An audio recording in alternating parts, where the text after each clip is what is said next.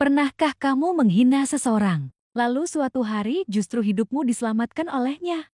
Aku pernah, dan aku ingin kamu dengar kisah ini sampai akhir, karena bisa jadi setelah ini kamu akan menyesal pernah memandang seseorang dari luarnya saja. Di depan ICU, Nadia terduduk lemas dan di depan ICU juga. Tangannya gemetar. Saat semua terasa hancur, yang kuharapkan datang. Justru dari orang yang selama ini kusir. Nadia dan ibunya masuk rumah sakit. Nadia menggandeng ibunya yang pingsan. Buru-buru pergi di rumah sakit elit. Aku punya segalanya. Tapi saat nyawa ibu jatuh taruhannya, aku mulai kehilangan arah. Pertama kali melihat anak pemulung, seorang bocah laki-laki berpakaian lusuh duduk di taman rumah sakit, menggenggam kaleng. Siapa dia? Apa pantas anak sekotor itu ada di rumah sakit ini? Nadia mengusir dengan kasar. Nadia melapor ke satpam dan berkata, itu anak ganggu pasien. Suruh dia pergi, jijik.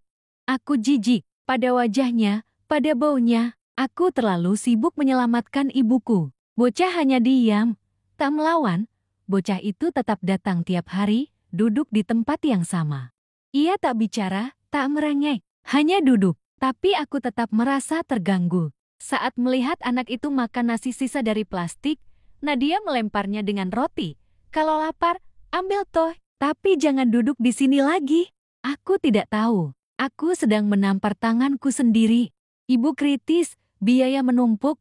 Dokter bicara, kami butuh persetujuan operasi. Biayanya akan besar. Mobilku jual.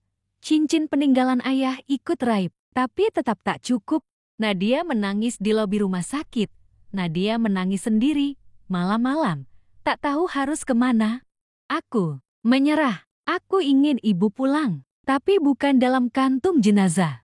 Bocah datang lagi, Nadia mengusir keras, bocah mendekat ingin bicara, tapi Nadia berdiri dan membentak.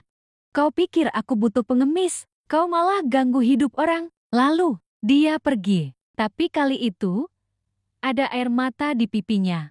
Ibu semakin lemah, monitor menunjukkan tekanan darah turun. Dokter berkata, kalau tidak disetujui malam ini, kita kehilangan dia. Tuhan, kenapa tidak kau kirim keajaiban sekarang juga? Keajaiban itu datang. Pagi harinya, admin rumah sakit datang dengan kertas, tindakan bisa dimulai. Ada yang melunasi biayanya barusan. Apa? Siapa? Aku bahkan tak kenal siapapun lagi. Nadia mencari si penolong misterius. Ia mengecek keuangan, tak percaya. Siapa yang lakukan ini? Jawab petugas, seorang anak kecil. Bawa kaleng penuh uang receh. Aku tercekat, tak mungkin. Di taman yang sama, si anak duduk diam, Nadia menemukannya lagi. Duduk seperti biasa, tapi kalengnya sudah kosong. Kau, kenapa? Ibumu pernah kasih aku nasi? Kak, bocah itu berkata pelan, waktu kecil, aku kelaparan. Ibumu kasih aku makan, aku janji.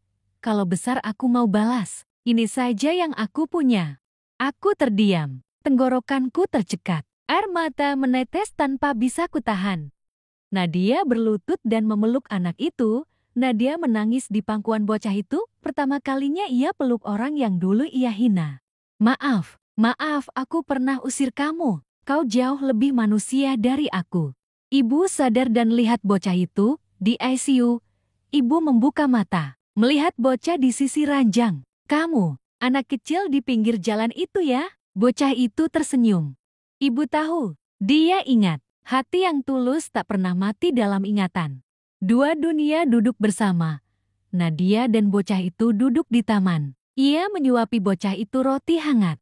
Kita terlalu sibuk membenci rupa orang, sampai lupa bahwa kadang malaikat datang dengan baju paling kotor dan hati paling bersih. Anak yang kutendang dari hidupku justru datang saat semua orang pergi. Dia tak bawa emas, tak bawa nama, tapi membawa sesuatu yang lebih besar dari itu semua, hati yang tak lupa balas budi, meski tak pernah dihargai.